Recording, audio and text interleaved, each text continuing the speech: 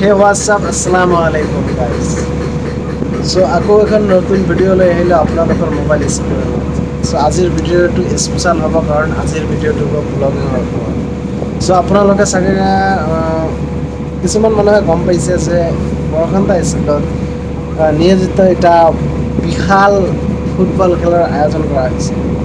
চ' এই খেলখনৰ বিষয়ে আমি আজি ব্লগিং ভিডিঅ' বনাম আৰু জানিম এই খেলখনত কৰ পৰা প্লেয়াৰ আহিব, কৰ পৰা টিম আহিব আৰু কেনেকুৱা ধৰণৰ খেল। চ' আজি ব্লগিং ভিডিঅ' বনাওঁ। চ' লেটছ ষ্টাৰ্ট। হে হোৱাটছআপ, আসসালামু আলাইকুম, নমস্কাৰ বন্ধু বান্ধৱীসকল। চ' আজিও আকৌ এখন নতুন ভিডিঅ' লৈ আহিলোঁ। আপোনালোকে চাগে দেখিবলৈ পাইছে যে মই এখন ফিল্ডৰ মাজত আছোঁ আৰু ইয়াৰ চাৰিওফালে আপুনি এটা আৰ্টিফিচিয়েল ষ্টেডিয়াম দেখিবলৈ পাইছে। আৰ্টিফিচিয়েল হয় কাৰণ ইয়াত এখন অল আছাম ক'লেও ভুল হ'ব।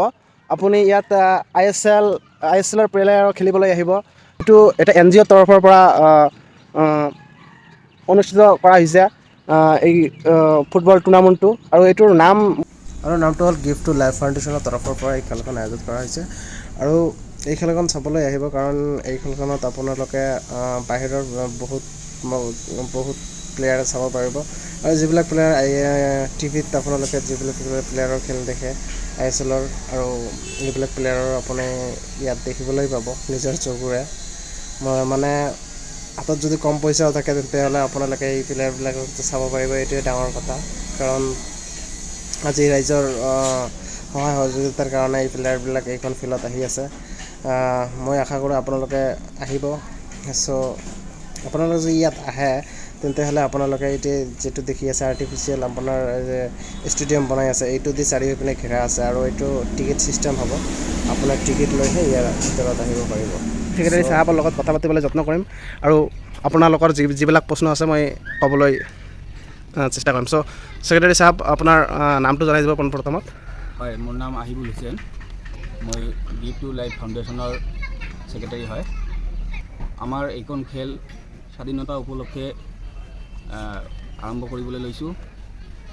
কথা হ'ল, আমাৰ এইখন খেলত আমাৰ গুৱাহাটীৰ পৰা টিম আহিব। বুজি পোৱা নাই যে যেনেকুৱা হয় ডিষ্ট্ৰিক্ট চেম্পিয়ন আৰু sub division champion, all Assam champion, এই খেলখন কোনো চেম্পিয়ন কেটাগৰীত পৰে নে? একচুৱেলি নৰ্থ ইষ্ট লেভেলৰ হ'ব। হয়। চ' ভাল লাগিল আপোনাৰ লগত কথা পাতি। চ' আশা কৰোঁ অডিয়েঞ্চসকলে কথাখিনি গম পাইছে। চ' ইয়াৰ পিছত মই এইফালে আপোনাক মই ফিল্ডখন দেখাই দি আছোঁ, আপোনালোকে চাব। চ' ফিল্ডখন বহুত ধুনীয়াকৈ সজাই আছে, যিহেতু আপোনালোকে পুৰণি এটা ষ্টেডিয়াম আছে, আপোনালোকে চাই আছে যিহেতু পুৰণি ষ্টেডিয়াম হয়। আৰু এইখন সন্মুখত থকা বৰকান্তা পিপুলছ একাডেমি যিখন HCH স্কুল আছে, এই স্কুলখনৰ ফিল্ড হয়। আৰু এই ফিল্ডত বহুত দিনৰ পৰা খেল ধেমালি হৈ থাকে আৰু কিছুদিনমান বন্ধ হৈ আছিল। এইকাৰণে এইবাৰ NGOৰ তৰফৰ পৰা এটা বহুত ধুনীয়া প্ৰজেক্ট হাতত লৈছে আৰু বহুত ধুনীয়া এখন খেল আয়োজিত কৰিছে। আপোনালোকে সকলোৱে মিলিজুলি আহিব আৰু খেলখন চাই বহুত আনন্দ ল'ব, এইখিনি আশা ৰাখিলোঁ। আৰু ইয়াত পিছফালে যিখন আপুনি ষ্টেডিয়ামখন দেখিছে, এইটো আৰ্টিফিচিয়েল ষ্টেডিয়াম হয় আৰু বহুত ধুনীয়াকৈ সজাই আছে। আপোনালোকে আহিব। গেলাৰীৰ কাৰণে 50 টকা টিকেট হয়, মাচুল দিব লাগিব। এইটো আপোনালোকে আমাৰ ছেক্ৰেটাৰী চাহাবে ভালকৈ চমুকৈ বুজাই দিলে। এইটো একচুৱেলি টিকট নহয়, ডনেশ্যন কুপন বুলি কয়। আৰু যদি কোনোবাই গোটেইকেইটা খেল চাবলৈ বিচাৰে বহুত ধুনীয়াকৈ, তেন্তেহ'লে 1000 টকাৰ এটা ডনেশ্যন কুপন ল'লে আপোনালোকে খেলখন বহুত ধুনীয়াকৈ চাব পাৰিব। চ' বন্ধু বান্ধৱীসকল, আপোনালোকে যেতিয়া খেল চাবলৈ আহিব তো আপোনালোকে